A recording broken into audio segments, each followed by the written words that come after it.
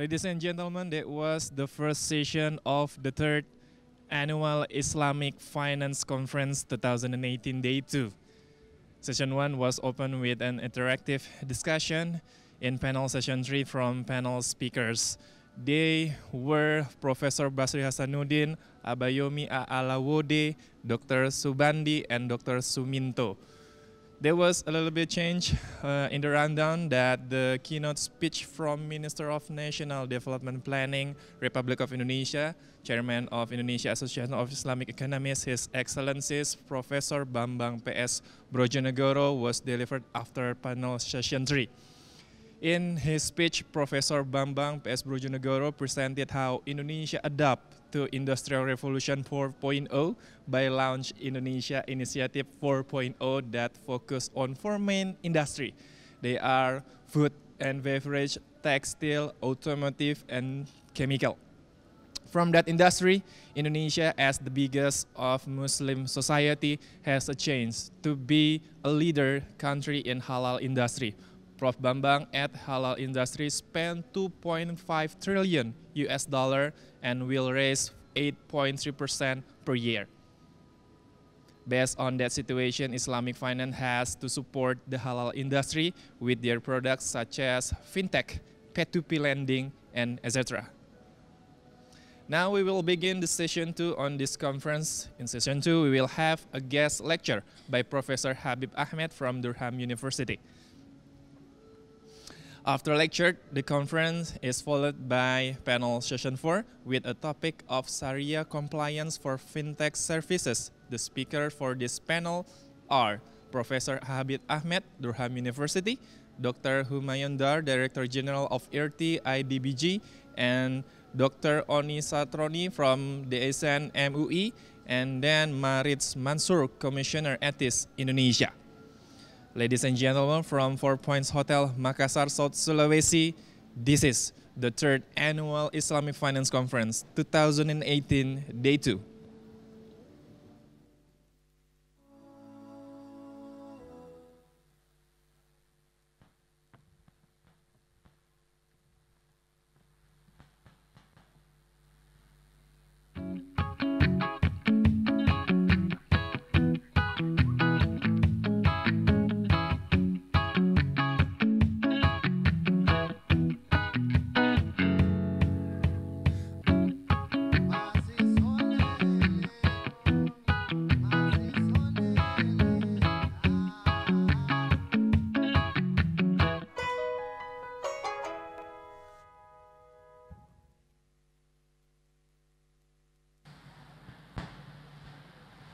A very good afternoon, ladies and gentlemen.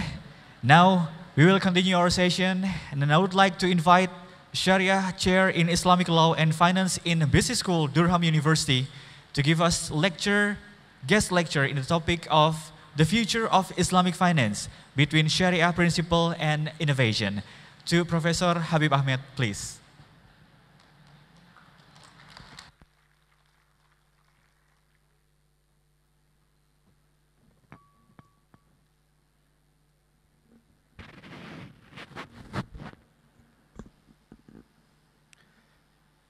Bismillah ar-Rahman ar-Rahim. Distinguished participants, ladies and gentlemen, Assalamu alaikum and a very good afternoon. Before I start, I just want to start by thanking the hosts of this event. Thank you to invite me to give this lecture. It has been a pleasure I've been to Indonesia many times, but this is the first time I've come to Makassar. So thank you for giving me that opportunity. Today's topic is, or the lecture topic is Future of Islamic Finance between Sharia Principles and Innovation. The outline of this lecture is basically divided into 2 broad parts. The first part will lay down the background and the concepts which I'm going to use in this lecture. After providing the introduction and the context of what the future of Islamic finance should be, I will go over the Sharia principles so that we understand what we're talking about when we're talking about Sharia principles in perspective of the innovations which Islamic finance should take place. So the first part of the lecture, the first 3 sections will basically be the background information, and then I'll go on to the core of this topic, Islamic finance innovation, provide a framework to assess innovation, and then look at some case studies to see the current status of innovation in Islamic finance and moving forward how we can make the innovations more meaningful. Starting with the context, we have had discussions on SDGs in the morning. I think because Sustainable Development Goals are actually meant for all countries, not only developing countries, but also developed countries. And also because Sustainable Development Goals include not only quantitative growth targets, but also the qualitative quality of development. I think it's a good starting point when we're looking into the future. Now, Sustainable Development Goals are very ambitious compared to the Millennium Development Goals, and they will require huge amount of resources. Some studies, for example, UNCTAD, they have predicted that at the current level of investments in developing countries, the amount of investment that will be needed, there'll be a gap of $2.5 trillion annually. Now, to fill up this gap, of course, there's a need to mobilize resources from different sources. And of course, the financial sector can play a very important role to mobilize resources so that this gap can be filled. When it comes to the financial sector, we can think of 2 broad categories of intervention. One is to increase the financial access and inclusion for individuals, SMEs, and the governments. And the SDGs which are relevant to individuals are 1, 2, 3, 4, and 10. SMEs are SDGs 5 and 8, and for governments, SDG 13. And the other category where the financial sector can contribute is to help generate funds and resources in renewable energy and infrastructure projects. For this lecture, I will be focusing on the first part in terms of financial inclusion and access by individuals and SMEs. Now, looking at the needs of Muslim countries, I have some data here for 57 Islamic Development Bank member countries, which are also OIC member countries. The population of these countries, 1.8 billion as of 2016, and they had a combined GDP of 6.4 trillion US dollars. Now, if you look at the percentage of the population compared to the percentage of the GDP, we see that overall at the macro level, the IDB member countries are actually underproducing. With a 23% of world population, they are only producing 8% of the global GDP.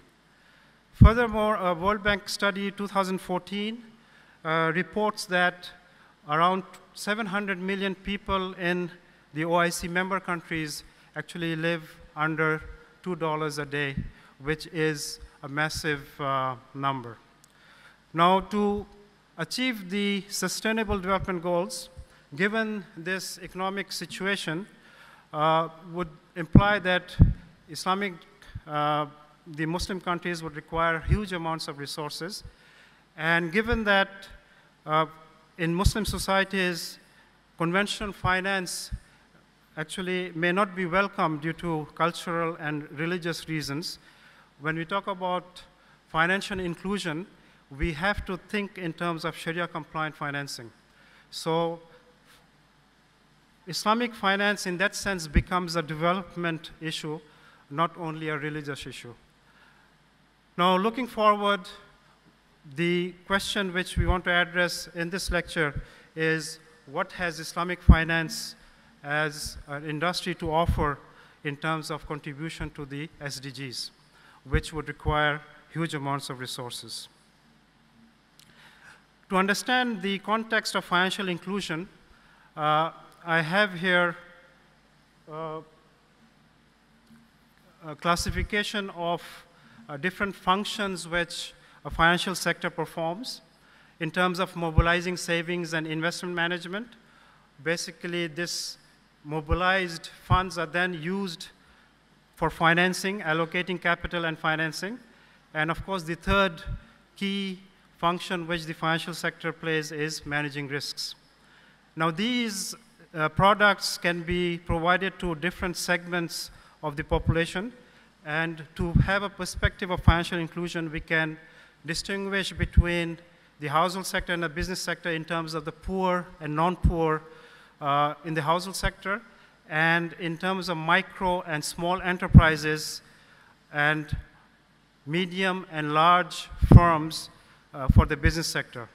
Now, if you look at the current financial sector, not only Islamic finance, we see that the financial sector serves for the household sector mainly the non-poor segments, and in the business sector, the financial sector mainly serves the medium and large firms. This can be backed up by some data. For example, data by Findex 2017 shows that only 7% of the people borrowed from a financial institution in developing countries. And for the bottom 40% of the income group, it's only 6%. So the vast majority of the population or the household sector does not engage with the financial sector. When it comes to the business sector, we see that the 40% of micro and small enterprises, or 65 million globally, they have unmet financial needs amounting to 5.2 trillion US dollars annually. So there is, as we see, when it comes to the markets, the poorer segments of the household sector and micro and small enterprises in the business sector are not being served. And when it comes to Islamic finance, these numbers is even more alarming. There's an old study which shows that only 5% of the total microfinance outreach is provided by Islamic microfinance. This number probably has increased now. Some later studies have shown that probably 1% of the microfinance is being provided by Islamic microfinance. So there is a need to serve these markets in terms of financial inclusion and also in terms of fulfilling the SDGs. Now, coming to Islamic finance, given this background and perspective, we know that Islamic finance is a part of an Islamic economy.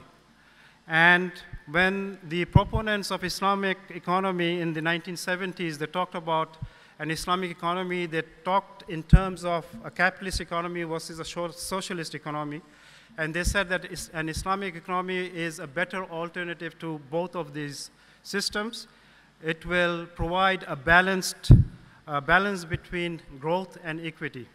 It will be based on Maqasid al-Sharia and produce a stable, vibrant economy which will have growth and also be equitable in terms of distribution of income.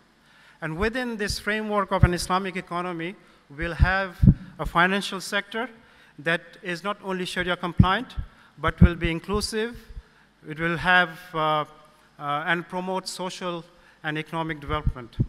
Now, if you look at the practice of Islamic finance, we see that there have been growth in terms of quantity.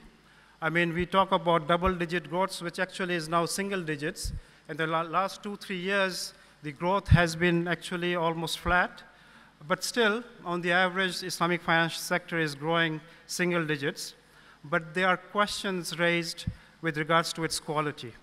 And when we say quality, the criticism is that there's too much focus on legal compliance and not too much attention given to social and ethical goals of Maqasid al-Sharia. So when we talk about the future in terms of the role of Islamic finance in promoting the SDGs, we have to focus on this broader social and ethical goals. So this is the context of the lecture. Now let me go over some of the concepts which I'm going to use in the lecture in terms of Sharia principles and the innovation dimensions which we will be looking at. When it comes to Sharia principles, I think the best way to look at it is to look at in terms of Sharia compliance and Sharia-based Islamic finance.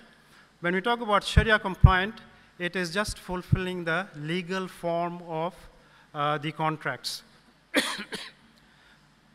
And Sharia-based would be not only fulfilling the legal form and substance of the contract, but also fulfilling the maqasid of Sharia.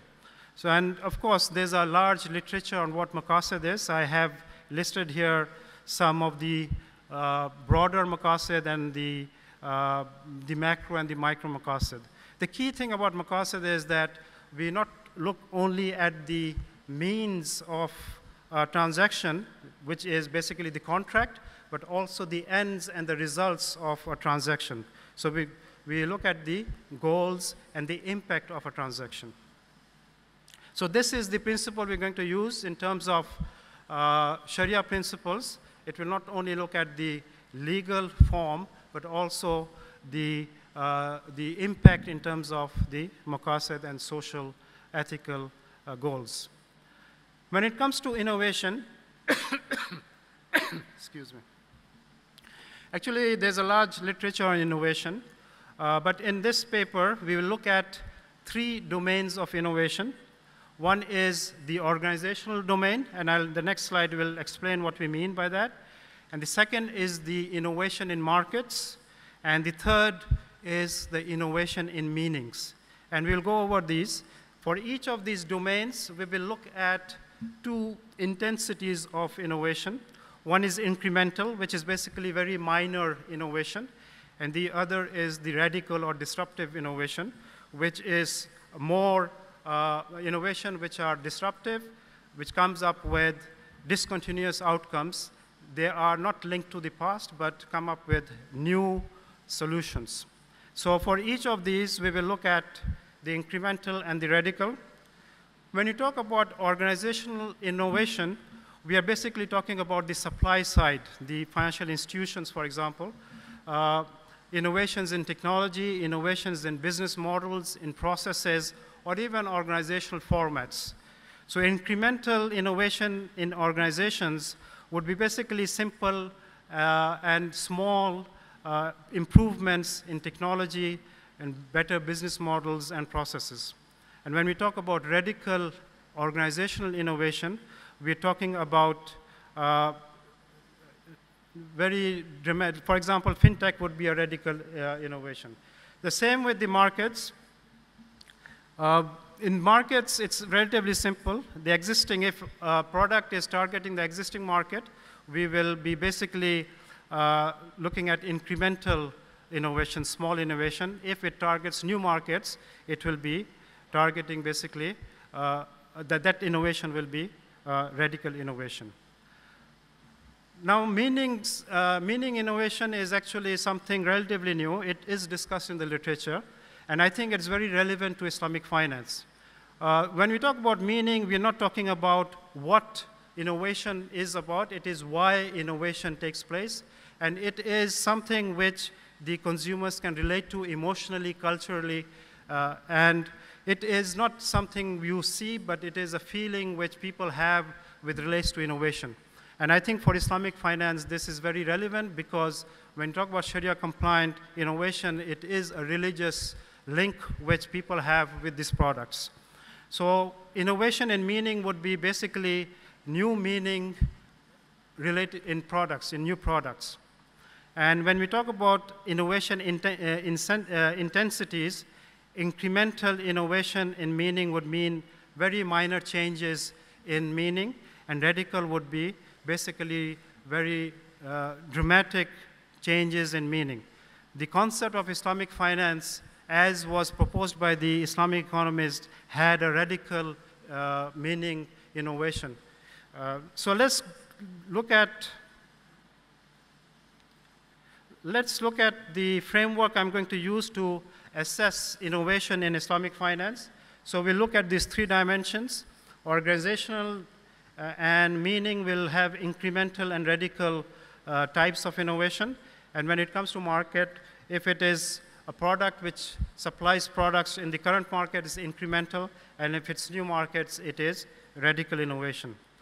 And to have an assessment criteria, we will be using this index value of 1 for incremental innovation, and for radical innovation, we have an index value of 2. And basically, we will be looking at different types of innovation in terms of organizations, market, and meaning, and try to come up with the status of innovation in Islamic finance. So I'll go over a couple of examples. Okay, before I go into the examples, I just want to show this because this is important. We see that there is a difference in terms of what is Islamic finance in terms of meanings when it comes to stakeholders versus Islamic banks themselves.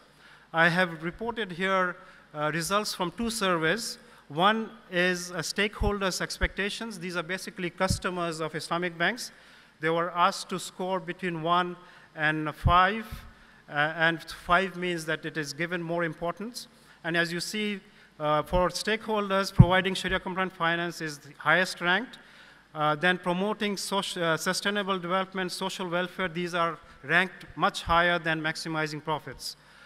But when it comes to Islamic banks, shareholders' value and expectations is ranked the highest. And if you look at the last one, financial inclusion, micro and SME financing, it is ranked actually 18th in a long list, so they don't give too much importance to this. And this is also confirmed by a lot of literature on Islamic finance. I have cited here 5 papers which look at the different aspects of Islamic finance operations.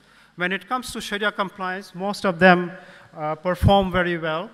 But when you look at the social and environment impact, we see that these empirical papers show that Islamic banks are not involved, or if they're involved, it's very insignificant. So this in some way shows that the expectations of stakeholders in terms of Islamic finance should be more involved with social and economic development. In practice, this is not happening. Now, this is in some ways the result, or these are some of the innovations which we can look at. This is in terms of the organizational formats. The red line represents the current Islamic banking model. As we know, current Islamic banking model is a replication of conventional banking model. So when it comes to organizational innovation, it is incremental, it is marginal. In terms of the products which have been implemented by Islamic banks, it is, again, replication of conventional. So in terms of meaning, it is also incremental. And if you think of the markets which Islamic banks have targeted, they are basically the same markets as conventional banks. So in that sense, the innovation in terms of market is also incremental.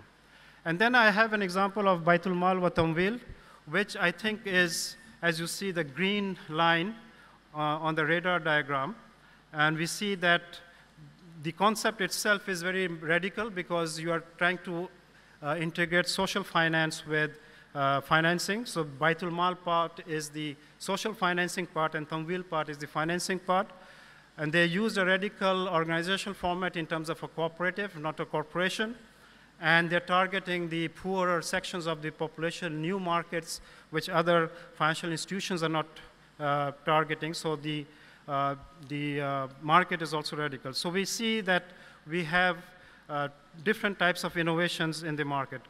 Given the limited time, I'll skip some of these things and go to the future and the way forward. Now, as I have mentioned in the beginning, achieving the SDGs would be a huge challenge. The question is, how can Islamic finance respond to meet this challenge? And the key thing from this comes out is that we really have to start with the innovation in terms of meanings. We have to consider the broader meanings of Islamic finance, not just focus on the means of transaction in terms of contracts, but also look at the ends. Once we have this change in the mindset of change in innovations and meanings, the innovations in markets and innovations in organizations will follow. So I think the key thing is to change the mindset of meanings to include the broader Maqasid perspective in Islamic finance innovation. Can I go for another few minutes? I mean, I see the time is up. Just I want to give one example before I go. And the example is actually very interesting. It is a story of MyAgro. It is very interesting because it was initiated by a young woman, Anushka Ratnayake. She is actually an American, daughter of Sri Lankan immigrants, and she did her bachelor's from University of California in 1980, I think very recently. She worked with Kiva and One Acre Fund, and she was working in Mali, and she noticed that the farmers, when it is the harvest time, they have a lot of funds, but they use these funds, and when it comes to the plantation time, they don't have any funds to buy seeds or fertilizers. So as a result, what happens is that the output of the production goes down significantly. The one way to solve this problem is to give them credit, which only 7% of the farmers have access to. So the bulk of the farmers don't have access to credit, so it results in seeds of inferior quality. They cannot use fertilizers, so the production level goes down. So what she did was, she basically initiated a program. She initiated a program where when it was harvest time, the farmers, they can basically buy this phone time, this mobile phone time, and transfer it to MyAgro. So basically, they are saving when they have the funds, and the saving is not through a financial institution. They buy phone time, and they transfer the phone time to this MyAgro. Now, when the plantation time comes, MyAgro, they buy the seeds and fertilizers, and they deliver it to the farmers. And as a result, what has happened is their production has increased from 50% to 100%. Now, this is an interesting case because if you look at the structure of this transaction, it is a salam contract. Salam contract is a contract where you pay in advance for delivery of goods in the future. So the farmers here are basically making a payment for fertilizer and seeds, which are paid at the plantation time. And the result is that production of these farmers have actually increased 100%. They currently have 50,000 clients in 3 countries, Senegal, Mali, and Tanzania, and they have a goal of increasing this to 1 million small farmers by 2025. I think my time is up, so I will stop here. Thank you. Thank you, Professor Habib Ahmed, for the guest lecture, and please remain on stage since we are going to continue with the panel session. Please remain on stage.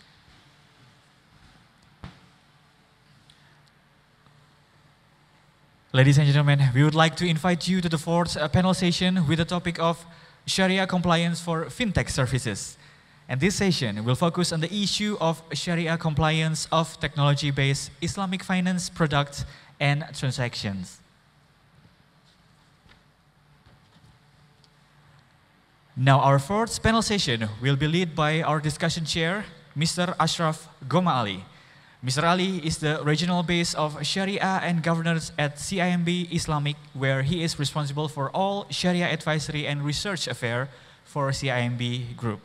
Mr. Ali previously worked in NCB, Saudi Arabia for 6 years as Vice President of Sharia Assurance. Mr. Ali also served as a Sharia board member of University Bank in Michigan, USA. He holds a BS Finance from the University of Maryland, LLB Sharia from Qura University, and Masters of Islamic Finance Practice from INSIEF. Mr. Ali is also certified Sharia auditor and advisor.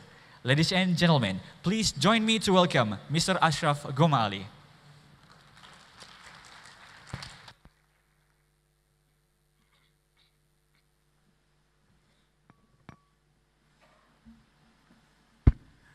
بسم الله الرحمن الرحيم الحمد لله رب العالمين والصلاة والسلام على أشرف الأنبياء والمرسلين نبينا محمد وعلى آله وصحبه أجمعين.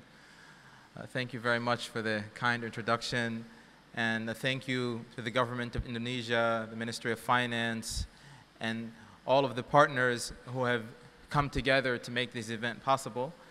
And alhamdulillah, I'm very honored today to be hosting a distinguished panel who inshallah are going to be discussing Sharia compliance issues in fintech. And I hope that when we discuss Sharia compliance, it's not really only about following the rules. And Professor Habib gave us a taste of maqasid in his lecture, and I think inshallah we'll hear more from him in his remarks. But it's really about, Sharia is about fulfilling the needs of people in a way that maximizes benefit and minimizes harm. And Sharia is broad and Sharia is vast. And I hope inshallah in this session that we will have a lot of questions. This is the time, all of the burning Sharia questions that you have, inshallah you can ask those questions bi'idhnillah. So I hope that we'll have a very interactive session. I know it's after lunch and it's the last day, but inshallah this is an opportunity for us to really engage with our Islamic scholars and academics who we have here who can inshallah help guide us in a way that is most beloved to Allah subhanahu wa ta'ala. So with that, I want to invite our panelists to join us on the stage, bi'idhnillah. We have Mr. Martis Mansour. Can you please join us? Dr. Oni, Dr. Humayan Dar, and Professor Habib.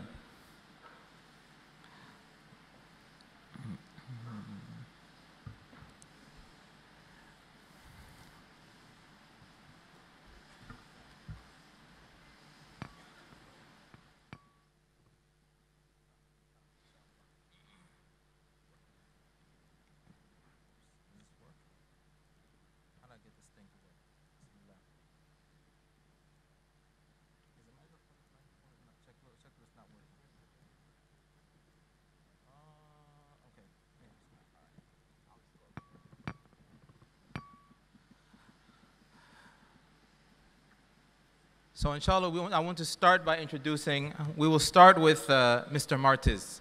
Martis, why do we want to start with him? Because he is a practitioner and he is going to explain to us his experience with Ethis in Indonesia, which is one of the fintech companies.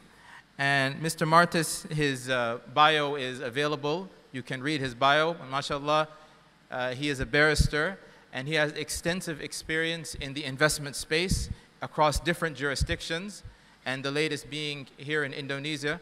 And inshallah, we want to hear from him, and especially with a focus on what the issues that he's faced, trying to be in the field doing fintech, and hopefully in this panel, we can try to find out what the issues are and how we can address them in the best way. So, Mr. Martis.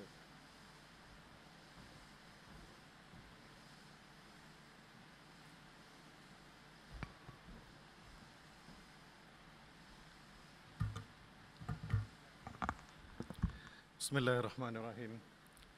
Honored guests, distinguished speakers, ladies and gentlemen, assalamu alaikum wa rahmatullahi wa barakatuh. Thank you for inviting me to speak at this event. I feel a little overwhelmed being in the company of such distinguished scholars, academics, and professionals in the Islamic finance industry. So, thank you again. I'm obviously no academic or scholar, but I think we have significant experience that we wanted to share, and the organizers have asked me to be able to share that experience as a lesson for future entrance into the industry, inshallah. Yeah. Earlier, I was humbled by the fact that His Excellency the Minister mentioned us in a speech, a small company like us mentioned in his speech, alhamdulillah, and maybe a little background of what we do. Ethis Crowd is the world's first licensed Islamic real estate crowdfunding platform. I know that's a mouthful, but basically what we do is that we run campaigns. We run campaigns currently to have the development of social housing in Indonesia for low-income families. And how we run these campaigns are that we offer it to retail investors. Retail investors come in and invest through our platform at a minimum of $500, although some investors have gone way significantly above that, up to $50,000. But these are where they invest through our platforms, and we channel the funds to the projects, and then when the projects have completed and returned the profits back to the platform, we will then channel it back to the crowdfunders. Next, I think the additional issue that I've been asked to speak on is that at a practitioner level, I was also involved in a similar introduction of what is experienced by the Islamic fintech industry now. In 2010, So in 2010, what happened was the Monetary Authority of Singapore was basically interested in becoming the regional Islamic hub, to have the status of a regional Islamic hub, and there were several things that they did. One was they incorporated the Islamic Bank of Asia, and also they hosted in a very big way the World Islamic Banking Conference in 2010. And in that conference, the strategy that I was executing then was featured as a main strategy, and what we did was that we were the first licensed fund manager for a Sharia-compliant technology-based fund. Basically, our investors were the financial institutions from Brunei, as well as a very high net worth family group from Saudi Arabia. We basically took these monies and invested it into the data centers, buying data centers on a global basis. Now, what we experienced then has similar aspects to what Islamic finance is experiencing right now. And why I say that is one of the first things that happened was the fact that in terms of dealing with technology matters dealt with a Sharia-compliant manner, I think had its own issues. As practitioners, what we are concentrated in is basically the deal and the next deal. So given the framework that's decided by the Sharia committee, we take that and then we execute. And as the deals go along, we have 6 deals. In 4 or 5 years, you look back, some of the deals you're looking at when you have dealt with on the ground, on a hands-on manner, what happens is it becomes a subject of a study by academics. And then I sit in seminars like this, and people talk about the transactions that we've done. So it seems enlightening, and alhamdulillah, we feel very honored to have been featured in some of them. And similarly, I think based on the execution of what Islamic finance is the Islamic fintech is doing now, it has similar traits to what we experienced then.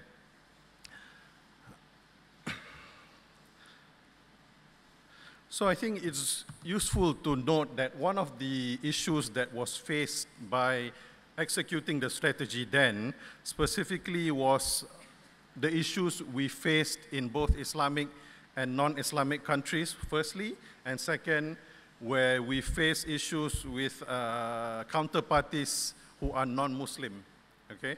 Now, the first one, for non-Islamic countries, in 2010, Islamic finance was still a very new concept.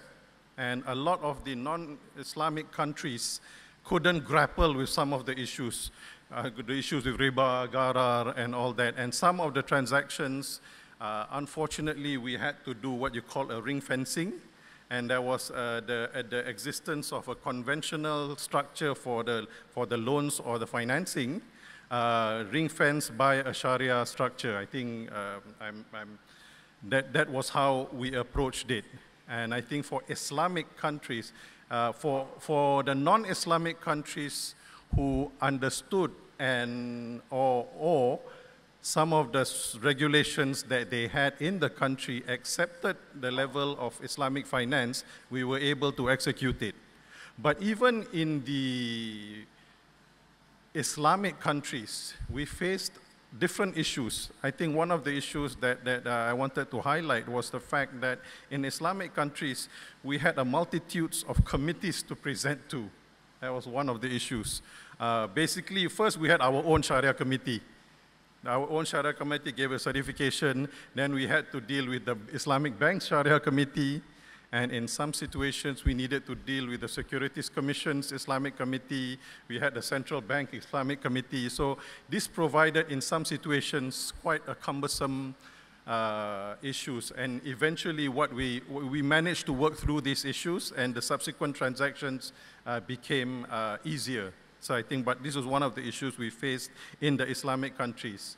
One of the things that are faced. Let me give you an example of a kind of issues that we have faced in ESHIS, and this relates to mainly a counterparty that is not Islamic. I think there is sometimes a little lack of education in terms of the implications of having a Sharia compliance strategy. I think this example will serve to point that out quite clearly. What happened was we have a standard compliance framework, Sharia compliant framework that we were executing. We were executing together with a developer. Invariably, some of them are non-Muslims, but very interested in implementing the Sharia compliant developments within Indonesia. There are many developers that we work with as well who are non-Muslims. So what has happened is, in the implementation of our development, we have a time frame, we have a timeline. And some of the developers execute, and they expect at certain times we have to complete some of the developments and then return the monies to the crowd. And invariably, developments are in the nature of that there may be some delays. So I think what happened in this situation was the developer got the idea that they didn't want to delay the payout back to the investor, which is a noble impact and a noble feeling and noble opinion that they had. So what they did was they took income from another part of their business to use that to return to the investors. Now, that was actually questioned by our Sharia committee, and I think what happened based on that was the fact that we eventually had to cancel that strategy and return the monies without any profit. And this was explained to our investors and crowdfunders, and I think they understood that. So I think in moving forward, we are managing this very closely as well. So those are the kind of issues that we are facing. Of course, there are many other issues, but if you ask a practitioner to talk about his business, you'll take more than 3 hours for us to be here a long time. So again, I will leave that to the questions if anybody had later. And I think the next one I wanted to touch on is basically the Islamic fintech. I think one of the things that, again, the issues of the fintechs hang on, okay, sorry. Okay, the fintech issues in Singapore. I think Singapore has come out very strongly to support fintech. One of the things that is clear from our experience in the Sharia compliant technology dealings with the Monetary Authority of Singapore is that they have a very light touch regulation scenario. So they don't go into the management of your Sharia compliance. What they require as a minimum is that you have an accredited or a suitable Sharia committee that gives a ruling and certification, a minimal due diligence on that. Thereafter, they'll be accepted as Sharia compliant by the MES. But I think what MES is typically more concerned with is if any part of the Islamic finance, Islamic fintech strategy falls under the current categories or the current situations that the MES regulates, then it will be fully regulated under that category, notwithstanding that it's an Islamic fintech situation. Yeah? So I think the last thing I wanted to mention, obviously this has been discussed, the issues of the lack of specific regulation, the sandboxing. One of the experiences that we've had both in the Securus Fund strategy as well as the ethics situation now is this lack of specific regulation and the sandboxing allows a successful discussion with the regulators, with the ministries involved, because without exception, everybody is fully committed in the advancement of fintech and Islamic fintech. And I think the successes that we've had in the data center, where in the data center industry in 2010, when we engaged the regulators then, we were able to affect some of the regulation that allowed future implementation of similar funds and similar situations in a much more convenient manner. And I think what we have been experiencing in AFIS in discussions for our regulation, our licenses, we're licensed in Malaysia, we're currently in discussions for licensing in Indonesia, licensing in Dubai, licensing in Brunei and South Africa. So this ability to have the discussions and explain to the regulators, this is how your regulations will affect what we do, and if they accept that, they seem to be fully supportive. And one of the things we realize is a lot of the discussions on more supportive regulators will be attracting a lot more of these startups, a lot of companies like us in this industry. Yeah?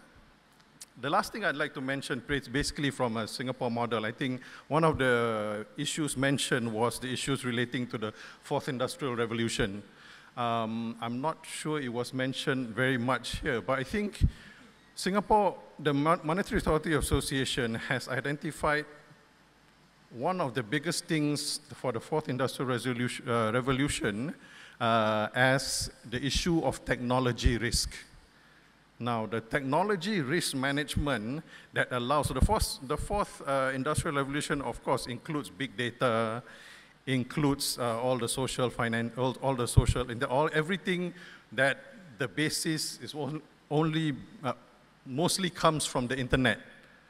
So the MAS, what they have done is they have done a specific study and come up with a comprehensive, a huge document relating to technology management guidelines. And I think this is useful for one of the discussions we've had yesterday was that you need to be able to have trust and confidence. And part of this is in the regulation of what the baseline of the technology is, which is the internet, which is the access, which is consumer protection, which is issues relating to issues relating to faced by companies like us. So these are some of the issues I feel is important for us to look at in this aspect. Maybe one of the last things I wanted to go through is quickly go through some of our platforms. We have, of course, Ethics Crowd, which is what I described. We have Global Sadaqah, which is crowdfunding for charities. We have Capital Boost, which is crowdfunding more for corporates requiring funds. We have Scholar Fund, which is largely crowdfunding for academics that require funding for studies. So that's all I had. I'd leave it all for the questions now. Thank you so much.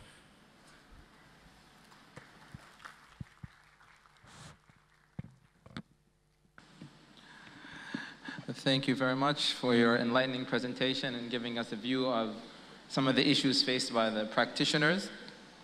Now we would like to move to our scholar, our Islamic scholar on the panel, Dr. Oni Sahroni, and he has a PhD in fiqh, Muqaran, comparative fiqh from Al-Azhar University, and is a foremost scholar of Islamic transaction law. He sits on a number of Sharia committees here in Indonesia, as well as on the DSN, which is the National Sharia Board. And inshallah, he's going to speak on Sharia compliance in Indonesia, specifically for fintech. So, Dr. Oni.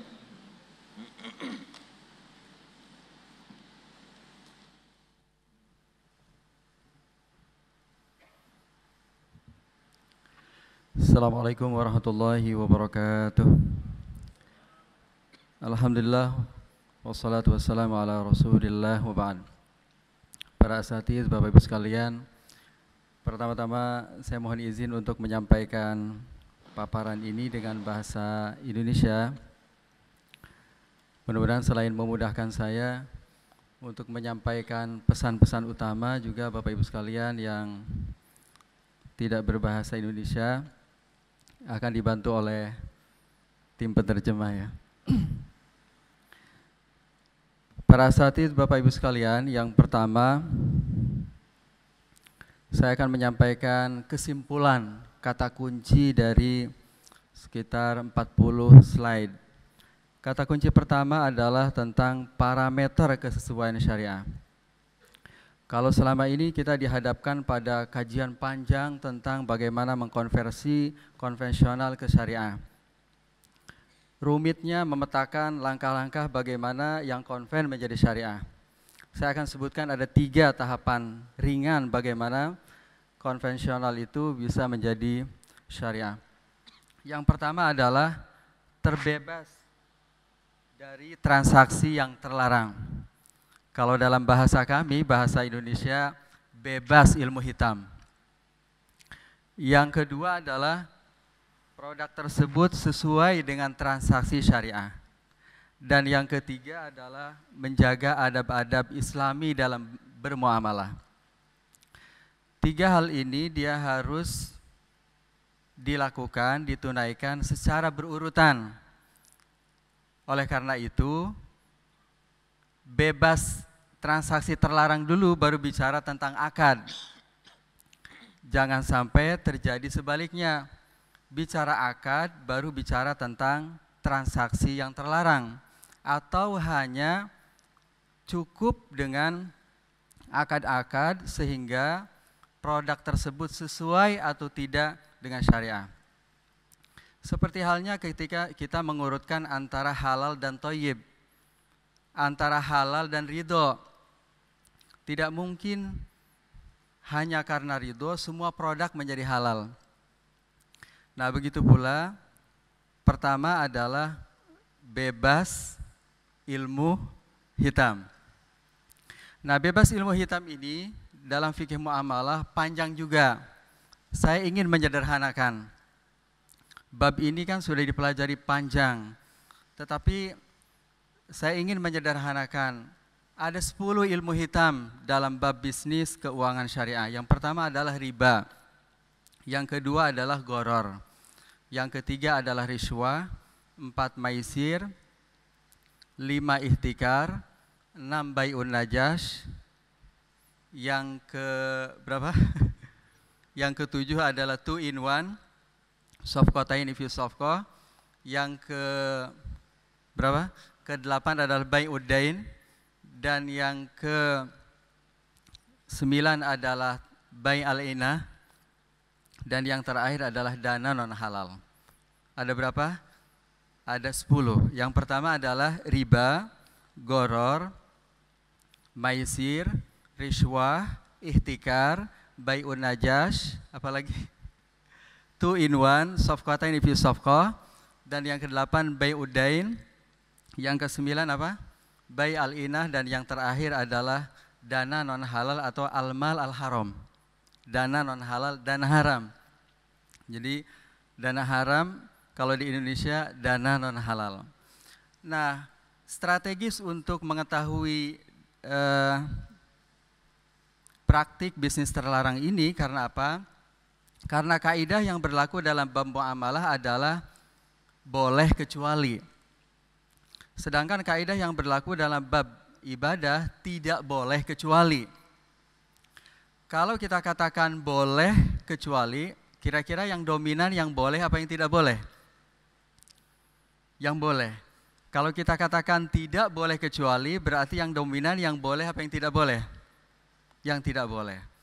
Nah, kaidah pertamalah yang berlaku dalam bab bisnis dan keuangan, termasuk fintech. Sehingga kalau kita katakan boleh kecuali, berarti boleh. Kalau ada inovasi produk, boleh. Yang mengatakan tidak boleh, mana dalilnya? Mana Qur'annya? Mana ayatnya? Ijma'nya di mana? Sadu zari'ahnya yang mana gitu. Gitu. Boleh kecuali. Al-aslu fil muamalat al-ibaha ila yadula dalilun ala tahrimiha. Nah, sehingga kalau kita ingin mengetahui halal dan haram bab muamalah, maka mengetahui dari transaksi ilmu terlarang ini akan menjadi muqaddimah untuk mengetahui yang halal. Karena dengan mengetahui transaksi yang terlarang, berarti kita akan menyampaikan muqaddimah, mengetahui pemahaman awal bahwa sisanya adalah boleh sebagai muqaddimah, pemahaman awal. Nah, beberapa ulama untuk memudahkan kita mengasumsikan prosentasenya kira-kira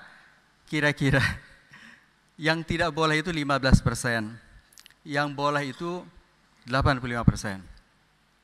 Nah, setelah kita memastikan bahwa produk ini adalah tidak ada ilmu hitamnya, bebas transaksi yang terlarang, tidak ada riba sampai dana non halal, maka langkah yang kedua adalah kita berkepentingan untuk menentukan, mengetahui, melis, mengidentifikasi mana hak dan kewajiban para pihak. Jadi para pihak yang terlibat dalam fintech ini, penjualkah, penjual manfaatkah, penjual barangkah, bagi hasilkah, dengan seluruh konsekuensinya. Kalau kita kenal dalam akad ada 3, jual beli, jual sewa, bagi hasil dengan seluruh variannya. Atau kalau meminjam istilah Syekh Mustafa Az-Zarqo ada sekitar 65 transaksi. Sehingga kalau kita sederhanakan ada 3, jual beli dengan seluruh variannya, jual sewa dengan seluruh variannya, dan bagi hasil dengan seluruh variannya, dan semuanya memiliki konsekuensi hukum. Nah, tahapan yang kedua ini berbicara akad dengan seluruh ketentuannya sebenarnya bermuara pada satu, ingin mengetahui hak dan kewajiban. Itu dia sebenarnya muqtadha, kalau istilah Hanafiyah, muqtadha dari akad adalah untuk mengetahui hak dan kewajiban dari setiap para pihak akad, sehingga kita bisa mengetahui di akhir bahwa Anda sebagai pelaku, Anda sebagai para pihak telah menunaikan kewajiban, atau sebaliknya Anda telah cacat janji sehingga Anda harus mengganti rugi. Hak dan kewajiban. Dan yang ketiga adalah adab-adab dalam bermuamalah, khususnya bagi seorang muslim. Pada tahapan ketiga inilah yang harus kita perjuangkan agar mewujud nih, agar ada, jangan sampai hilang dari daftar, dari kriteria untuk menentukan comply atau tidak dengan syariah. Karena disinilah letaknya keindahan bisnis dan keuangan. Amanah, jujur. Kalau kita selesai di tahapan pertama dan kedua, tapi tidak selesai di tahapan yang ketiga, maka tidak ada yang membedakan antara bisnis muslim dengan bisnis selain muslim. Nah, itu 3 parameter untuk memberikan muqaddimah tentang compliance syariah di Dewan Syariah Nasional MUI. Nah, saya meminjam istilah di Dewan Syariah Nasional MUI, apa itu fintech? Jadi layanan pembiayaan berbasis teknologi informasi berdasarkan prinsip syariah adalah penyelenggaraan layanan jasa keuangan berdasarkan prinsip syariah yang mempertemukan antara pemberi dan penerima dalam rangka melakukan akad pembiayaan melalui sistem elektronik dengan menggunakan jaringan internet. Nah, menurut saya yang awam ini, di sini ada Pak Thomas, ya Pak, mohon diluruskan nih. Jadi menurut saya yang awam ini bukan pelaku, jadi kira-kira bisa disimpulkan bahwa produknya ini adalah layanan jasa, bahwa penyelenggara atau perusahaan fintech ini menjual jasa mempertemukan, menghubungkan. Nah, dalam aspek fikih Bapak Ibu sekalian, kira-kira ada beberapa hal kata kunci yang harus kita ketahui khususnya di Indonesia. Yang pertama adalah transaksi harus menjelaskan ketentuan seluruh akad sesuai syariah. Jadi jangan sampai keluhannya seperti yang dilakukan di beberapa marketplace. Kalau barang sampai tidak sesuai pesanan nggak bisa dibalikin. karena barangnya tidak wujud atau mausuf fi zimmah, padahal ada hak khiyar ru'yah maksudnya. Nah itu karena memang ada cacat di nomor 1 ini. Jadi jenis transaksinya belum mengakomodir, belum menjelaskan tentang kontrak-kontrak yang sesuai syariah. Nah oleh karena itu ini harus mencantumkan akad-akad sesuai syariah. Misalnya kalau pelaku atau penyelenggara fintech adalah ajir atau muajir khodamat, maka berlaku seluruh ketentuan ijarah, diantaranya adalah man istajara ajiran falyu'limhu ajrahu, bahwa ujrohnya itu harus diketahui, ditetapkan di awal, walaupun khodamat belum diterima, diberikan di awal, di tengah atau di akhir, tetapi ujroh ma'lumah itu harus clear di awal. Man istajara ajiran falyu'limhu ajrahu. Yang kedua adalah transaksi digital ini diketahui, disepakati. Nah ini penting karena memang transaksinya tidak kopi darat, orang tidak bertemu muka, sehingga tanda orang setuju itu harus ada indikator real bahwa yang bersangkutan tidak hanya tahu tapi juga setuju, sehingga nanti di akhir tidak ada komplain atau cacat ridho, karena kita ini ingin parameternya tidak hanya halal haram tetapi ridho, sehingga ada keberkahan dari harta yang kita hasilkan. Yang ketiga adalah objek akadnya ini harus halal, baik li zatihi atau li ghairihi. Oleh karena itu tidak boleh mengelola usaha-usaha yang tidak sesuai dengan prinsip-prinsip syariah, baik pinjaman berbunga ataupun asuransi konvensional ataupun produk-produk yang jelas-jelas merugikan pendidikan anak kita, anak masyarakat kita, pencucian uang, kriminalisasi dan lain sebagainya. Nah, kemudian yang selanjutnya terjadi perpindahan kepemilikan atau al-qabd atau qabud. Nah, kami sama dengan standar syariah internasional AWIFI bahwa serah terima atau takobut ini bisa dilakukan hissi, fisik ataupun hukmi non fisik. Bahwa sebagaimana kalau kita membeli motor, maka kita serahkan uang ke dealer, kita terima motor, maka motornya kita terima hissian, fisiknya. Tapi boleh jadi misalnya kalau kita beli rumah, uang tunai 1 kapling 350 juta yang kita terima kuncinya. Nah, maka itu adalah sudah sah dikatakan serah terima, dikategorikan serah terima non fisik atau hukmi, sebagaimana juga dijelaskan dalam standar syariah internasional AWIFI di Bahrain tentang al-qabdul hukmi dan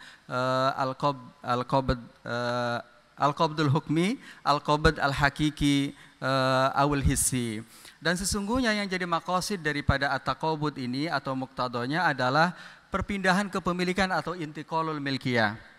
Kapan si penjual bisa memiliki uang, kapan si penjual bisa memiliki uang dengan marginnya, apapun caranya, yang penting indikatornya bisa dimiliki. Cara dimiliki seperti apa? Dia bisa menghibahkan, mensedekahkan, menerima perpindahan kepemilikan, maka dianggap, apapun caranya, selama terjadi perpindahan kepemilikan, maka dianggap sah dan efektif. Nah, apa referensi? Apa referensi parameter standar ma'ayir yang digunakan bahwa ini sah apa tidak? Nah, semuanya merujuk kepada al-uruf, sebagaimana yang ditegaskan oleh para ulama seperti Ibnu Qudamah dalam kitab Al-Mughni menyampaikan bahwa al-marja yang referensi dalam hal ini adalah al-uruf.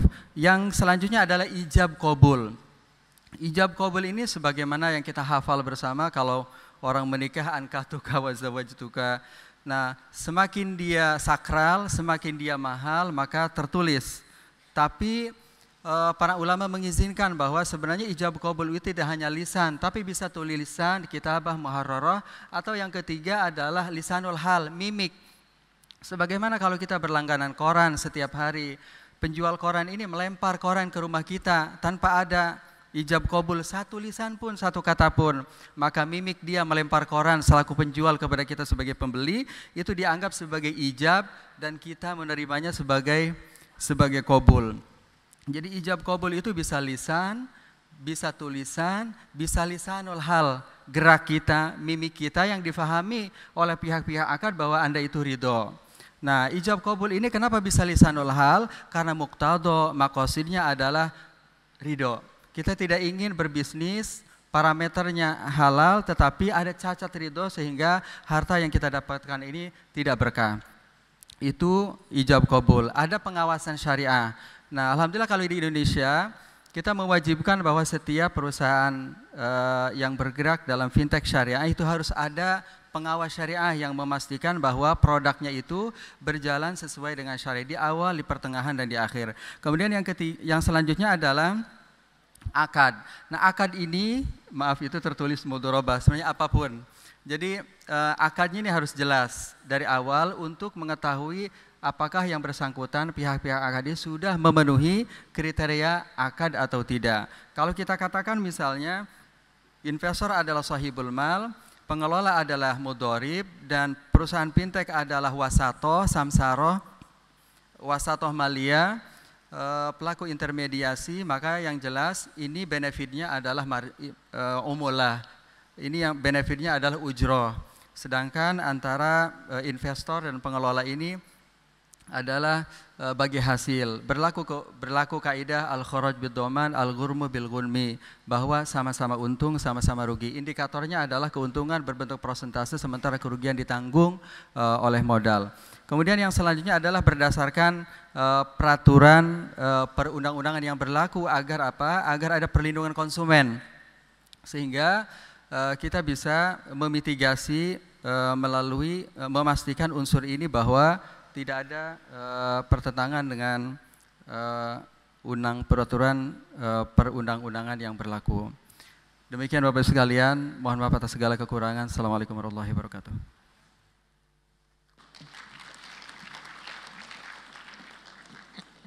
Jazakumullah khair, Dr. Oni, for that summary of the Sharia rules. And with that, we will move to our next speaker, Dr. Humayun Dar. And Dr. Humayun is the Director General of IRTI, which is a member of the IDB group. And mashallah, he has been in the Islamic finance industry for a very long time.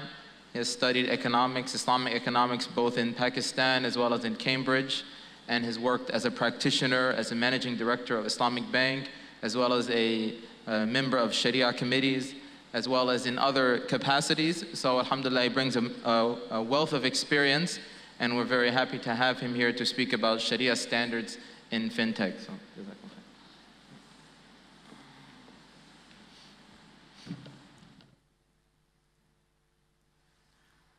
Bismillahir Rahmanir Rahim. Assalamu alaikum wa rahmatullahi wa barakatuh. I must be thankful to our Sheikh. He has actually covered a lot of things related with Sharia matters governing fintech businesses. I wanted to talk about the need for Sharia standards on fintech. And as a lot of things have already been covered, I would like to focus on some philosophical and fundamental issues related with the need for standardization of Islamic fintech businesses. Now, fintech, as all of us know, this is a hybrid word coming from finance and technology. There are well-defined and a number of Sharia standards related with finance. Accounting and Auditing Organization for Islamic Financial Institutions based in Bahrain issues globally accepted and respected Sharia standards on Islamic financial transactions. So there is no ambiguity that there is not only a need for issuing Sharia rulings and Sharia standards on financial matters, but they are already in practice as well. When it comes to technology, we sometimes face different views and opinions. On one side of the spectrum of opinions is that there is no need for a Sharia or Islamic view on technology. So we would hear people saying technology is technology. It can't be Islamic, okay, or non-Islamic. Which probably, when we look at this from a generalistic viewpoint, this is true. Technology should be neutral to any faith. However, when we start looking into the matter, technology is not that faith-free. Technology, and before that, if we go to science, okay, science, there was a similar kind of view. Science is science, and it has nothing to do with religion. But over the years and over the decades, and I would say even more than that, centuries, we have started witnessing that religion has a very important role to play even when it comes to governance of technology. Sometimes this role is accepted explicitly, and most of the time we refer to faith, values, ethics, and morality implicitly when we are referring to science and scientific innovations and inventions. Similarly, in case of technology, when we started Islamic banking and finance, technology started playing a role, like core banking systems for Islamic banks. This is one example of technology. And now we have well-defined rules for these technology firms which offer solutions to Islamic banks and financial institutions. Fintech is an advanced form of application of technology to financial matters. And there is a definite need for having a view, Sharia view on financial technology. For outsiders, this need may not be very visible or explicit.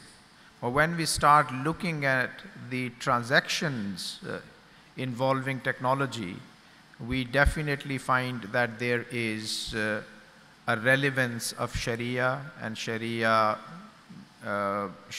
governance, Sharia rulings on the application of technology in banking and finance, and more specifically when it comes to Islamic banking and finance. And I'll share a few examples. I advise one bank in the Middle East on Sharia matters, and in one of the previous meetings, an issue was raised. This bank has conventional business and Islamic business. So conventional business wanted to offer a longer period for return of borrowed money and of course the return interest to their existing customers. So basically, if the contract was for 24 months, they wanted to offer an opportunity to their existing customers to extend that period from 24 months to say 36 months. In the conventional business, this is a straightforward issue.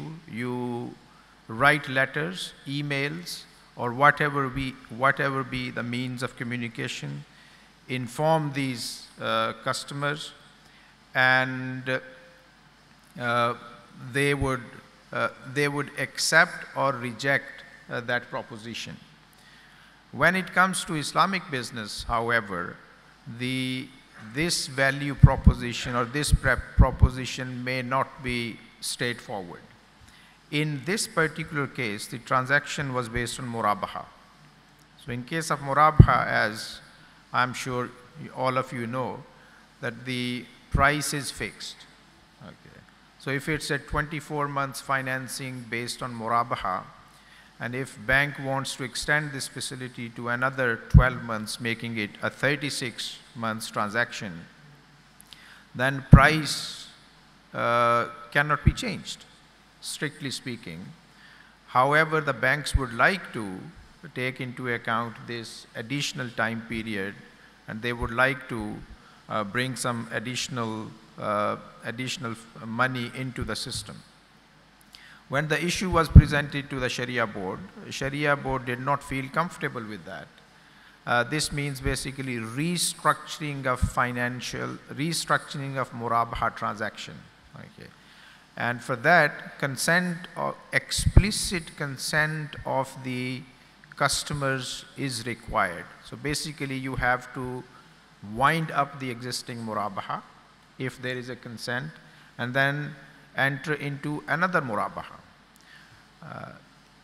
This is not as straightforward as in case of conventional. In conventional, you just receive a consent from the customer and that's it, and accordingly you change the financial side of the transaction.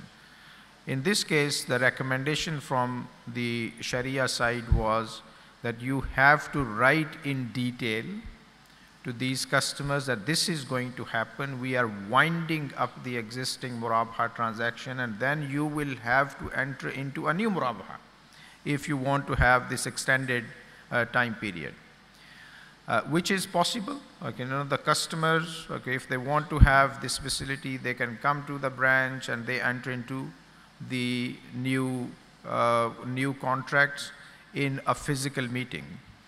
But the bank wanted to do it exactly the way the conventional business would do, i.e. just writing to them and getting their consent, which is possible. Okay, the advice was, okay, you can get this consent electronically.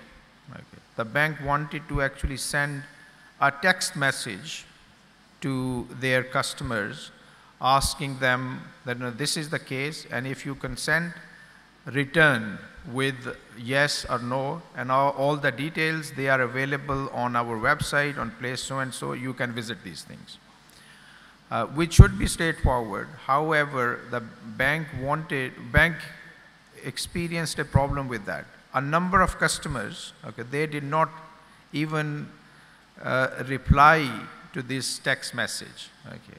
So the next step was, can we actually in the text message say that if you consent, okay, you do not have to reply. This explicit qubul, that is not there. Okay. So if you do not reply to this text within 3 days, 5 days, or 1 week, we would deem that you have accepted it. Okay. So whether this is a solution or not, okay, no, this is a separate story. I have shared with you this example to highlight that there are actual Sharia issues when we are trying to use technology in Islamic financial matters. Our Sheikh mentioned about al-ijab wal-qubul, okay, in general when it comes to technology. The classical view is that, the transactions should be concluded in a majlis, in a meeting. Okay. In case of fintech transactions, that majlis, physical majlis, doesn't take place, and there is recognition in the Sharia that as long as an arrangement is widely accepted as majlis, that would be considered as a meeting, majlis, and that's it. But there are some minor details which should be taken into account. When a customer goes to a bank, receiving home finance, for example, all of us, we know that the transactional details, both parties, bank as well as customer, they are not very much interested into the transactional details. Financial side of the transaction, i.e. what would be the return, what would be the time frame, what would be the APR, if you allow me to use this word. These kind of things are discussed, and then the bank employee would ask you to sign here, here, here, here, and we just sign it and conclude the transaction. In case of blockchain blockchain and similar kind of technologies, that majlis is not there, and in most cases, one party, this is a live transaction. Okay, so one party has come up with all this contract, huge contract, and the other party, which may be in another city, and in some cases in another country as well, they need to electronically sign on it. Both parties know that actually all these details have not been read by the customer. Okay. And because of the urgency of transaction, we want to do these transactions, what we say, in an efficient way and timely way. So there is a pressure that, if you want to go through, if you want to conclude this transaction, you just sign it. Okay. When this thing happens in a majlis, there is a lot of flexibility. But when all these transactions are happening remotely, and if these details, both parties know that they have not been, although they have been disclosed, but they have not been read, and if they have not been read, maybe they have not been understood, but the parties are signing. Okay. In my view, there is a lot of uncertainty. There is a lot of, if you allow me to use the word gharar in this case, we are entering into these contracts without knowing all these details. Hence, there is a need to come up with a framework. Okay. So if this is a 30, 35, 50 pages long contract, and the seller, party one, is asking the other party to sign it quickly, okay, this means that this buying party has not been given sufficient time to read and understand the contract. And if a dispute happens afterwards, what is the framework for dispute resolution? We have to go back to Sharia to see what are the guidelines in this case. At the same time, we have to understand the similar kind of transactions happening in the conventional framework. A lot of online transaction in the West, for example, almost all the online transaction in the West would allow the buyer to have the right to return. So if I'm buying my shoes from an online store, shoes are delivered, I don't like them for whatever be the reasons, there is a mechanism to return. A lot of online stores, they would not even charge me for return. Okay. We have to come up with a similar kind of framework for Islamic institutions, Islamic commercial organizations, Islamic financial institutions, or any other business which is using technology in business and finance. So the objective of sharing these 2 or 3 examples with you is that there is a definite need for creating a framework for Islamic financial technology related transactions and businesses. And the obvious choice for this on a global level is Accounting and Auditing Organization for Islamic Financial Institutions. AOFE should take a view on this one. And of course, once that happens, national bodies, they should take into considerations these problems and these issues to come up with Sharia frameworks governing Islamic financial technology. My time is up, but I'll be very happy to take any questions afterwards. Assalamu alaikum wa rahmatullah.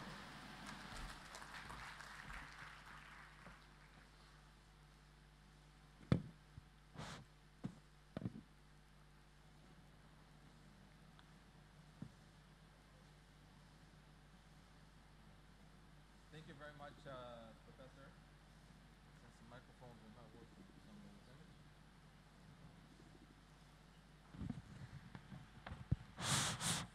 Thank you very much, Professor Humayun Dar, for your very insightful remarks.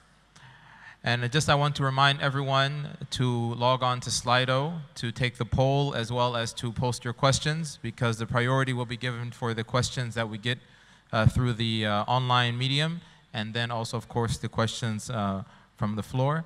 So last but not least, I want to introduce Professor Habib Ahmed, who I think needs no introduction. We heard his speech before this session, and he is a professor at Durham University, teaching Islamic law and Islamic finance.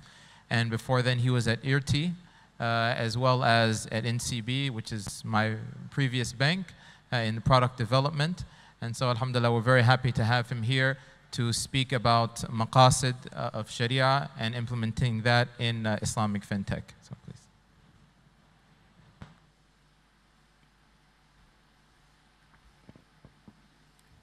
Assalamu alaikum again. Can I have my slides, please?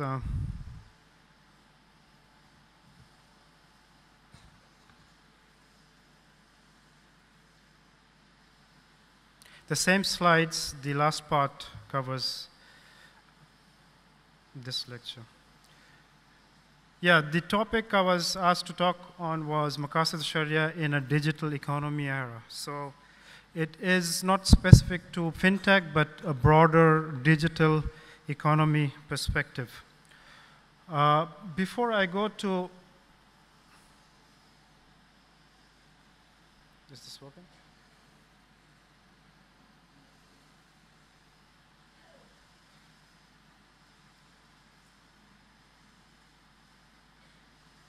This is not working.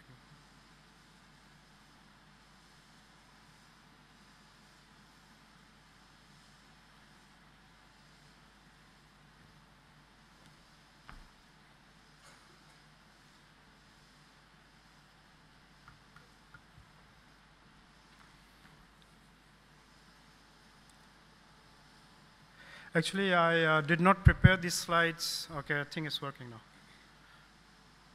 now. I did not prepare these slides. I prepared them last night.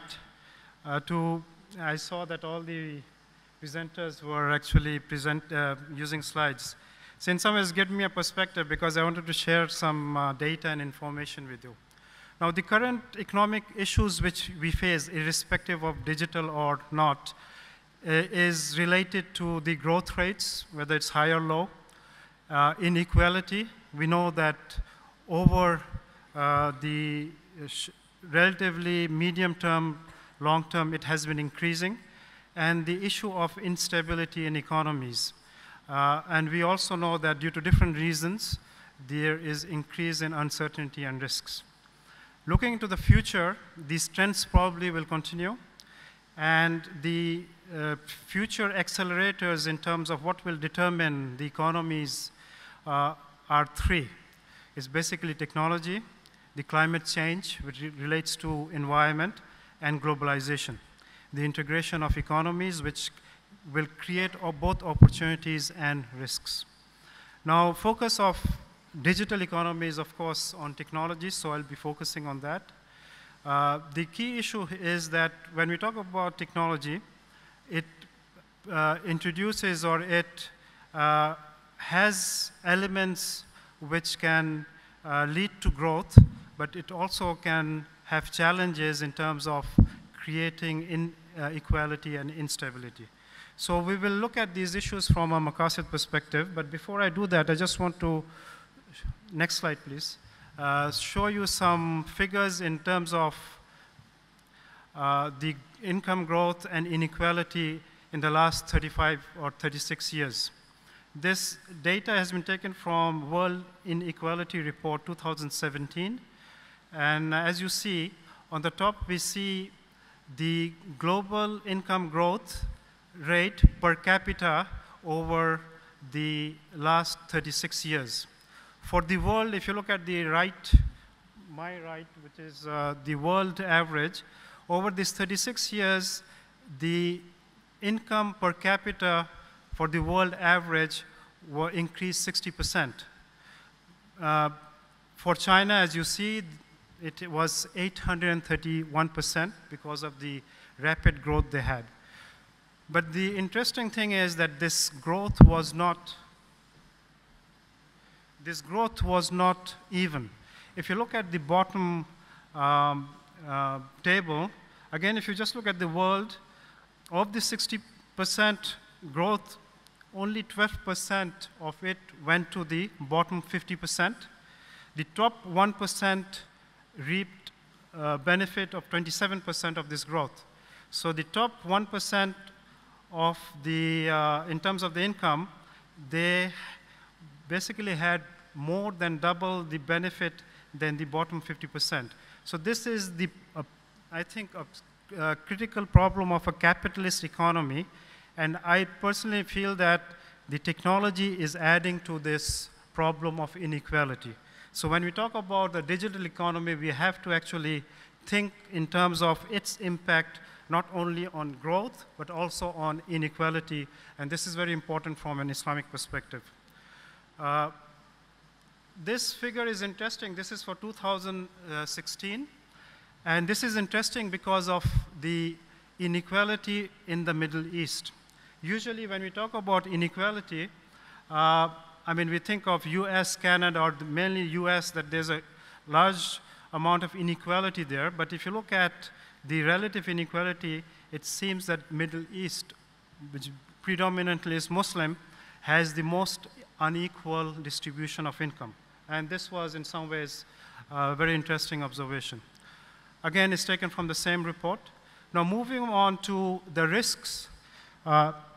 These are taken from the WEF Global Risk Report, and we see that between 2010 and 2018, the nature of risks have changed. The blue colors are related to the economic risks. 2010, of course, was after the financial crisis, and then the economic risks dominated the risk scenario in the world.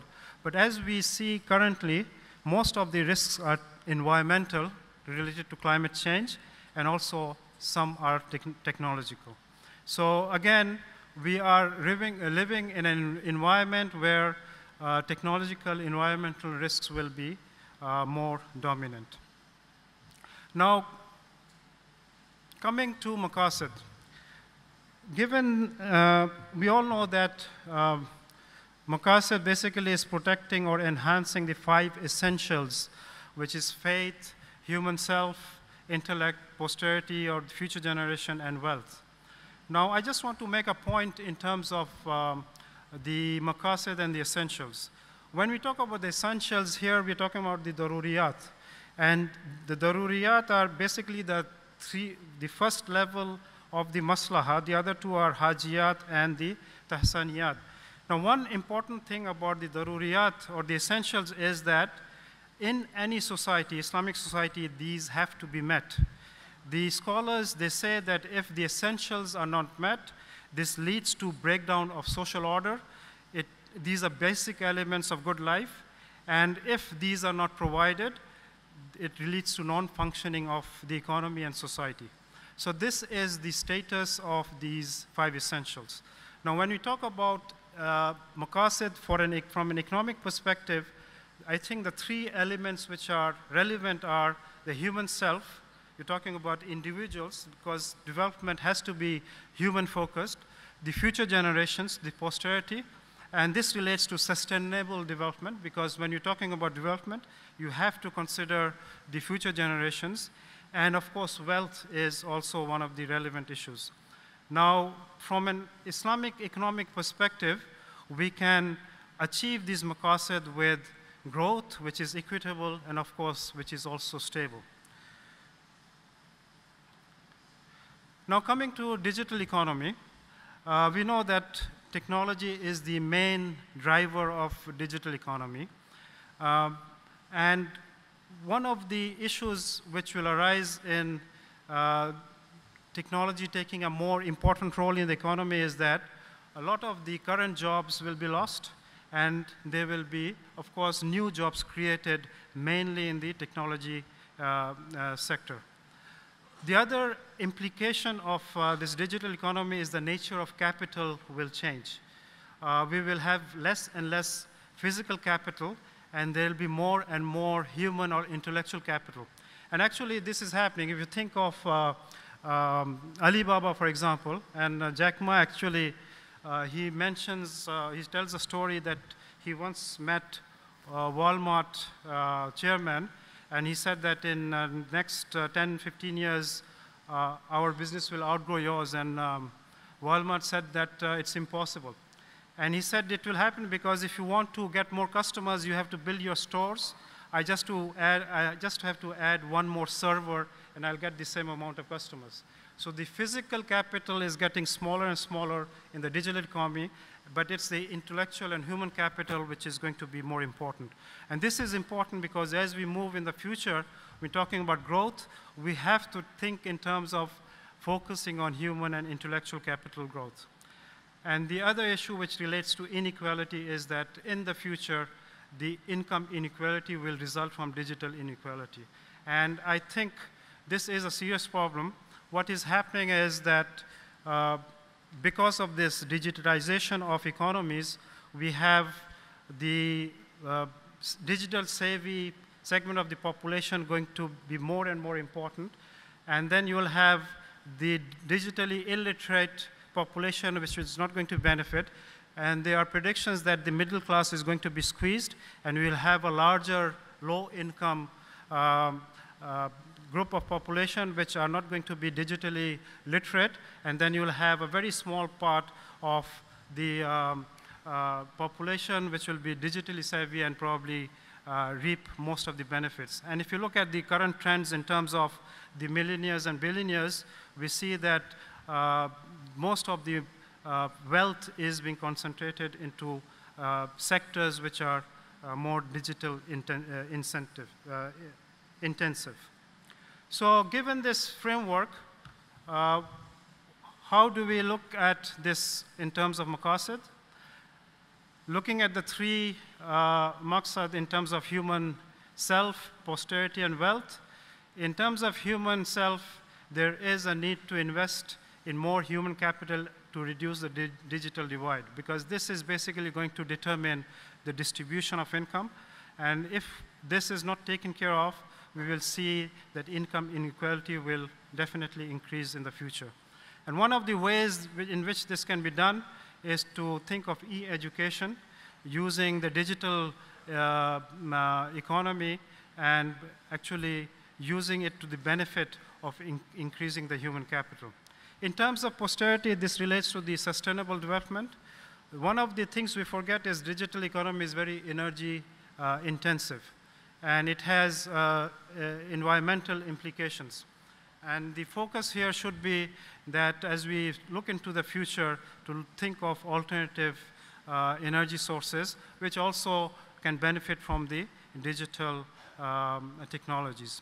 And finally, when it comes to wealth creation, I think we have discussed a lot in terms of fintech for financial inclusion, but I personally feel that the Islamic social sector will also play a very important role. So we should also think in terms of zakah tech, waqf tech, and sadaqah tech kind of platforms. And I think we have seen Ethis has already a platform which raises charity. And I think this is the way forward in terms of reducing income inequality. So that's all I have to say for now. Thank you very much.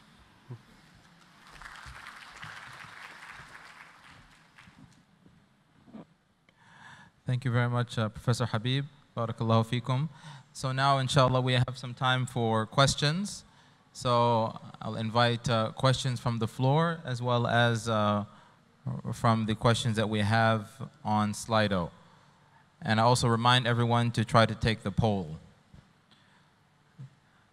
So there is a, can we get the questions on Slido on the screen? Are we able to do that? Otherwise, I'll just read them. So we have some questions in Bahasa that I'm going to pass to our Sheikh to answer. تفضل يا شيخنا هذه الأسئلة. خاصة أول سؤال مهم جدا.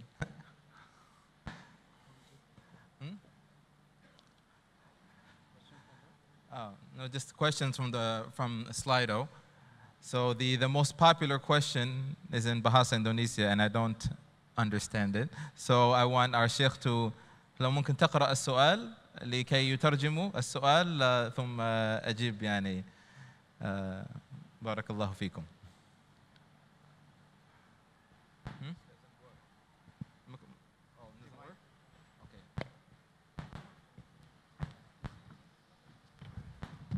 Ya, pertama saya mohon izin para asatidz, guru saya, Bapak Ibu sekalian untuk membacakan pertanyaan dengan bahasa Indonesia. Yang pertama adalah kepada Pak Oni.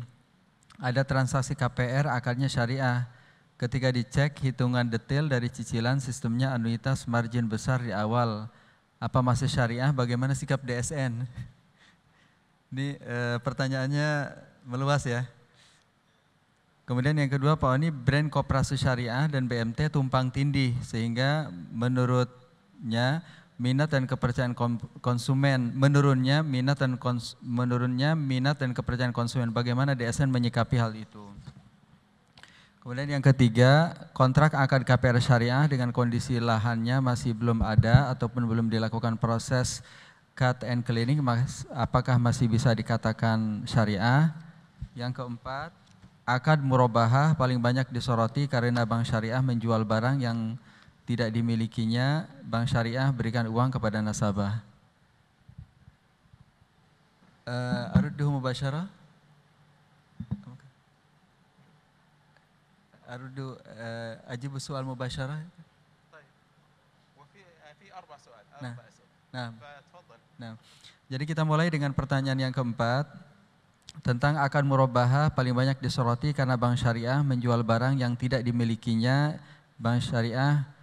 Jadi yang membedakan antara jual beli rumah atau kendaraan antara konvensional dengan syariah adalah indikator sederhananya adalah bahwa kalau di konvensional bank syariah adalah kreditur atau pihak yang meminjamkan uang, sedangkan kalau di syariah adalah penjual. Nah, kalau dalam contoh konvensional Pak Abdullah minjam uang, jadi harga motor misalnya 20 juta, pinjam uang 18 juta, beli ke dealer, pulang balik bawa motor, bawa kendaraan. Nah, kemudian selanjutnya menyicil pokok pinjaman 20 juta menjadi 25 juta. Maka 5 juta yang harus dibayar oleh Pak Abdullah kepada bank konvensional ini adalah riba jahiliyah atau riba al-qard atau riba nasa atau riba utang piutang.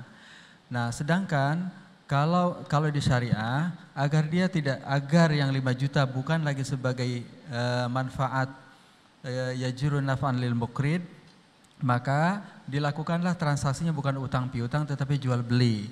Agar jual beli maka bank syariah tidak boleh menjual sebelum barang tersebut dimiliki, sehingga ada order dulu pesanan, kemudian bank syariah membeli pesanan tersebut dan setelah menjadi milik secara prinsip mengikuti pendapat mazhab Syafi'iyah secara prinsip saja, kemudian bank dilakukan jual beli.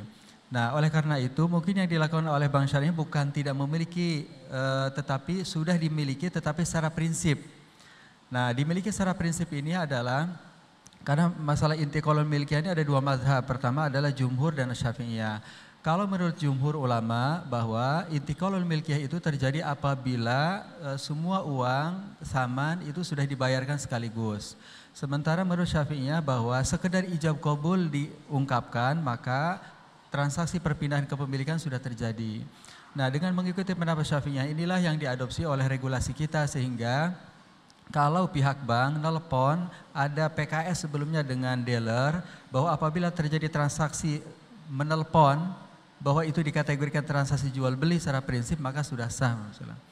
Nah, kemudian yang ketiga, kontrak akad KPR syariah dengan kondisi. Nah, sebenarnya KPR itu sudah kita atur dalam fatwa Dewan Syariah Nasional MUI bahwa menjual itu dengan akad musyarah mutanakisah ataupun MMQ dengan isinya ijarah mausufi dzimah memang harus ada sebagian besarnya wujud, baik tanahnya ataupun bangunannya sebagian besarnya wujud. Agar apa? Agar ada kepastian selesai sehingga si pembeli atau penyewa bisa menikmati dalam jangka waktu sekian gitu ya. Nah, selanjutnya yang kedua, ini pertanyaannya tentang regulasi, mungkin nanti bisa ditelaah ulang, khawatir jawaban saya salah ya, mungkin bisa dipastikan di regulasi kita tentang BMT dan koperasi syariah. Nah, kemudian yang pertama tentang KPR akadnya syariah ketika dicek hitungannya detil, sistemnya anuitas margin besar di awal, apa masih syariah. Nah, di kita memang di DSN tidak mempermasalahkan berapa komposisi margin dan pokok dalam setiap angsuran, sehingga dan itu blended, menyatu dan tidak diwajibkan bagi penjual untuk menyampaikan komposisi berapa persentase margin dan pokok. Nah, oleh karena itu maka ini menurut cara pandang DSN boleh untuk menentukan komposisi besaran margin dan pokok dalam setiap angsuran. Wallahu a'lam.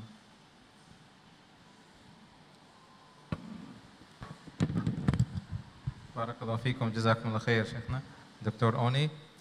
So inshallah, let's move to the next highly rated question which is what are the best ways to increase utilization of Sharia-based fintech companies in order to support the acceleration of financial inclusion in Sharia. So I think I will ask Mr. Maritz to give his feedback, particularly on kind of the market reception here in Indonesia, and how has the market responded, and what have been the challenges that you have, in getting people to be comfortable with using your platform and your system, whether it's here or in Singapore, but particularly here in Indonesia. Thank you for the question. I think in general, the best answer for financial inclusion on Sharia is in terms of how far you can get people involved in what you want to do. I think what we have done is, as we implemented a real estate crowdfunding program, we've discovered that many other issues have come to the fore.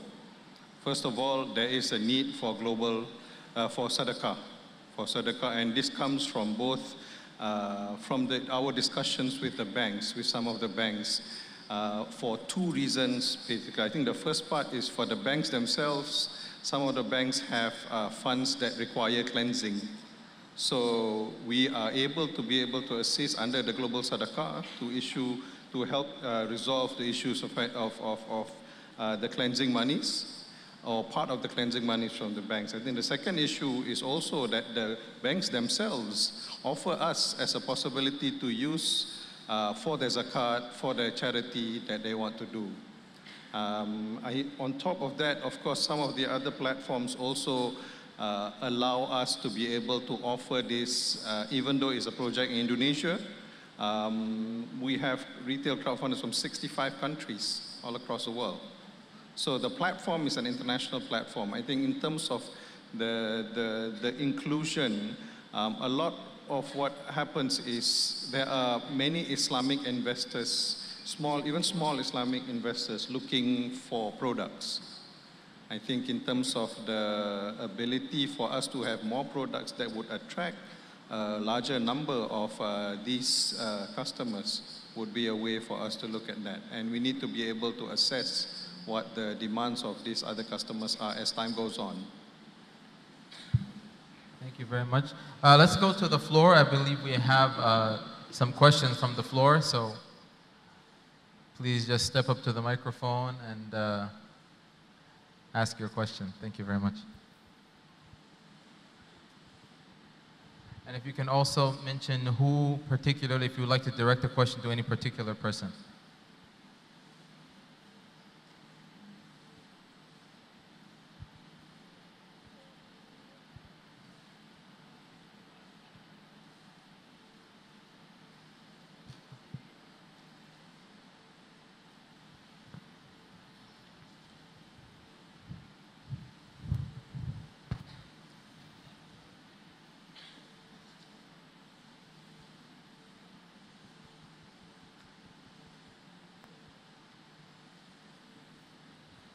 Cek.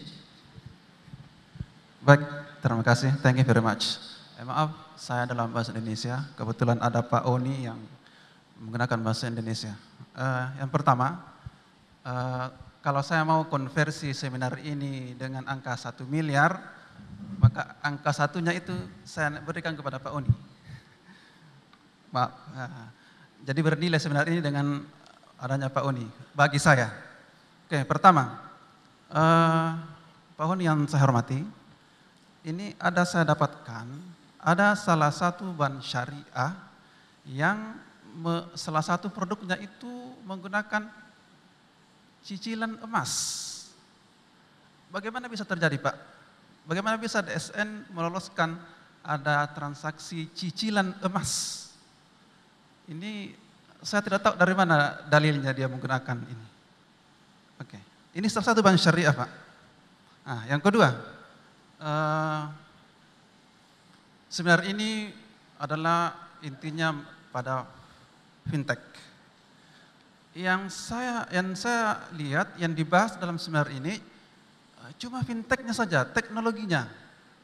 tetapi saya tidak mendengar bukan tidak mendengar satu pun, tapi secara garis besarnya semua hanya membahas teknologinya, tidak membahas bagaimana transaksi yang terjadi di fintech tersebut. Misalkan, salah satu contoh katakanlah jasa peminjaman. Ada fintech yang platformnya menggunakan jasa peminjaman. Nah, industri fintech ini, perusahaan fintech ini tidak dijelaskan dari mana mendapatkan keuntungan.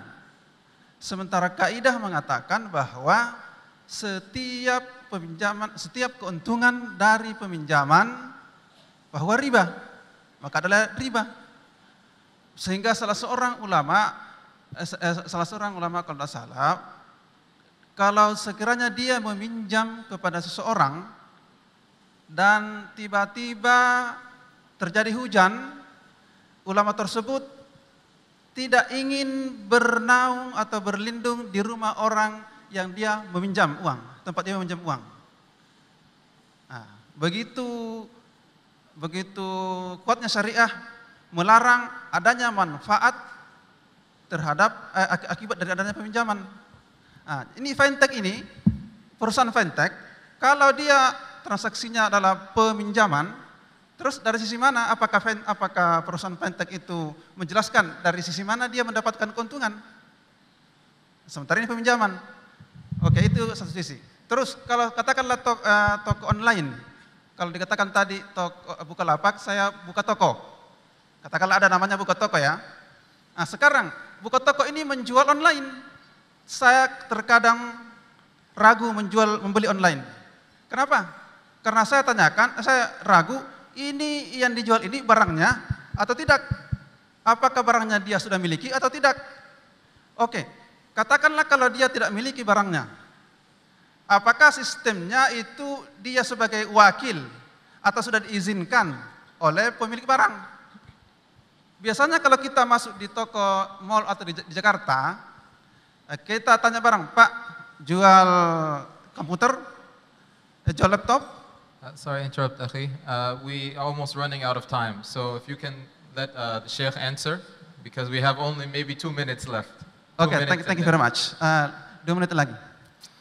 Kemudian, jadi kalau dia Bukalapak, kalau dia bukan dia punya barang, apakah dia diwakili wakil dari penjual barang? Misalkan di toko misalkan di pasar tradisional ya, saya membeli barang, dia bilang barangnya tidak ada, tapi kalau mau saya ambilkan di sebelah.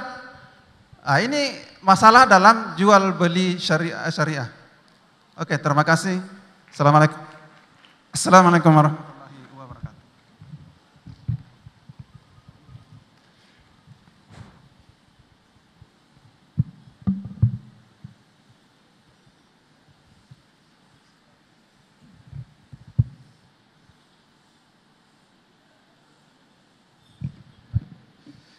Bismillahirrahmanirrahim. Jika yang dimaksud dengan pertanyaan pertama adalah cicilan emas, maka produk cicilan emas yang dipraktekkan menjadi produk bank syariah itu sudah sesuai dengan syariah, halal sesuai syariah. Kenapa? Kalau emasnya sudah dari awal ada, maka jual beli. Kalau emasnya tidak ada, maka berarti menabung, dibelikan oleh bank sendiri. Kalau pilihannya yang pertama, juga boleh. Kalau 1 gram itu adalah 15.000, Bapak datang ke bank, membeli emas, ngangsur tiap bulan 100.000, emasnya sudah ada, maka membeli emas. Pertemuan antara 500.000 dengan 1 gram emas, ini diperkenankan tidak tunai. Karena apa? Karena hadis Ubadah bin Somit dan Umar Al-Faruq. Hadis Ubadah bin Somit, az-zahab bil-zahab wal fiddah bil-fiddah wa syar bil-syair wal buru bil-buru wa tamru bil-tamri wal milhu bil-milhi misam bi-mislim fa idza ikhtalafatil ajnas fa bi'u kayfa syi'tum idza kana yadan biyadin. Dan hadis Umar Al-Faruq ila waha ila waha. Nah, para ulama seperti dalam Bidayah misalnya berbeda pendapat tentang ilat manat dari az-zahab wal fiddah. sebagian ulama mengatakan selain Imam Syafi'i dan Imam Malik mengatakan bahwa yang dikatakan oleh Rasulullah adalah emas itu emas sendiri. Sedangkan Imam Malik dan Imam Syafi'i mengatakan bahwa yang dimaksud oleh Rasulullah dengan kata-kata emas, perak, itu sebenarnya bukan emas perak, tetapi adalah asman lil asya, qiyaman lil mutlafat. Dia harga dari barang. Nah, oleh karena itu apabila ada emas tidak lagi merepresentasikan harga dari barang, maka dia bukan lagi emas pada masa Rasulullah.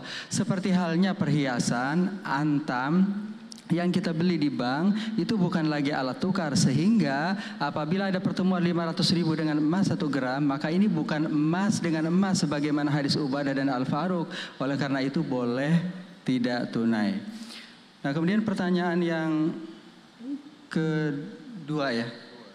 Pertanyaan yang kedua itu tentang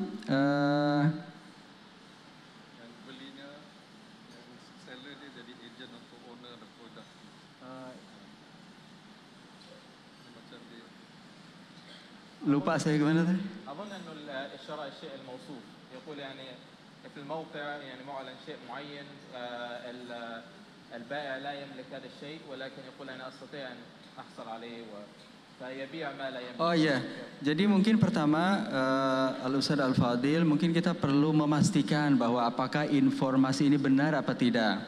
Apa betul memang fintech syariah itu memang meminjamkan uang dan mendapatkan manfaat yang dipersyaratkan itu dulu. Jangan-jangan kita punya kesimpulan atas informasi yang tidak akurat, tidak valid, tidak benar gitu.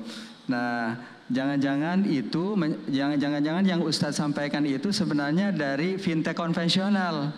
Sementara itu tidak pernah dilakukan oleh fintech syariah. Satu. Yang kedua, kalau yang di fintech syariah ini dia mendapatkan ujroh, umulah. Kenapa dia mendapatkan fee ujroh umulah? Karena mempertemukan antara investor dengan pelaku usaha itu adalah khodamat. Nah, Ibnu Qudamah mengatakan al-manafi kal ayan, bahwa manfaat itu seperti komoditas.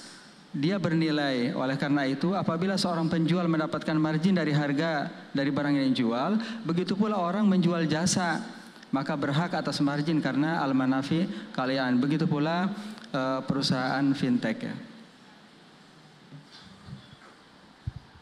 Barakallahu fikum, jazakumullah khair for all of our panelists and for our audience and participation. And that brings us to the end of this program. So, billahi tawfiq wal hidayah. Assalamu alaikum wa rahmatullahi wa barakatuh. Thank you, Mr. Ashraf Gomali, for leading a fruitful discussion panel. And now I would like to invite Honorable Dr. Suminto, as Director of Islamic Financing, Ministry of Finance, to take the stage, presenting the souvenir and also joining group photo session.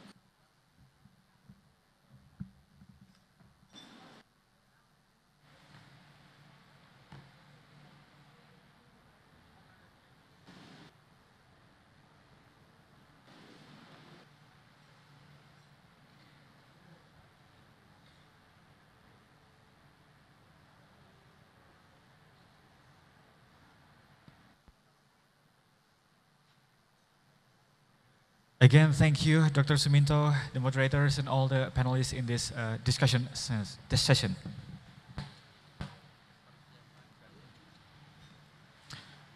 Ladies and gentlemen, we kindly inform again that the evaluation form of the third annual Islamic Finance Conference is available at your desk. Please give evaluation and feedbacks by filling the evaluation form, and we would really appreciate your valuable suggestion for a better